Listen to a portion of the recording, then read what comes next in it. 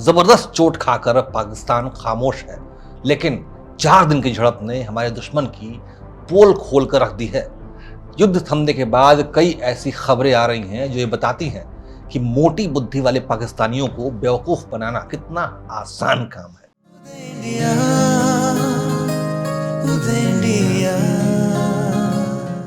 नमस्कार, उदय India addition में स्वागत है आपका। मैं हूं अंशुमान आनंद। भारत पाकिस्तान के ताजा युद्ध के दौरान आपको याद होगा कि कैसे पाकिस्तान की फौज, वहां के नेताओं, वहां की मीडिया सब ने हंगामा शुरू कर दिया था कि पाकिस्तान के एयर डिफेंस सिस्टम ने भारत के सुपर फाइटर राफेल को निशाना बना लिया है। हालांकि इस पर उस समय तो किसी ने भरोसा नहीं किया, लेकिन बाद में पता चला कि यह खबर सच थी। जी हाँ, ये खबर सच थी, यानी कि पाकिस्तान ने भारतीय विमान को निशाना बनाने में सफलता हासिल कर ली थी।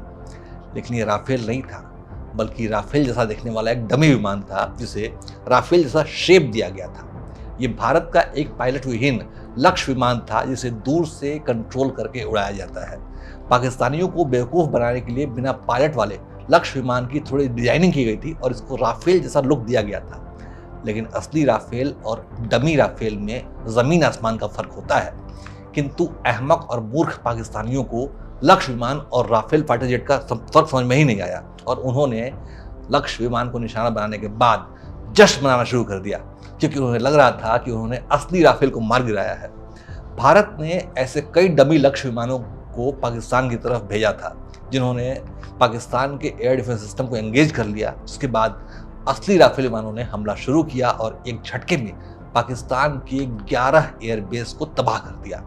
यह हमला इतना घातक था कि पाकिस्तान अब भी उसके झटके से उबर नहीं पाया है। हम अपने दर्शकों की जानकारी के लिए बता दें कि बिना पायलट वाला लक्ष्य विमान का विकास भी भारत के अग्रणी डिफेंस संस्थान DRDO यानी defence research and development organisation ने किया है, जिन पर डमी विमानों को टेस्ट किया जाता है। यानी कि लक्ष्य विमानों को इसलिए तैयार किया गया है ताकि इस पर मिसाइल टेस्टिंग की जा सके।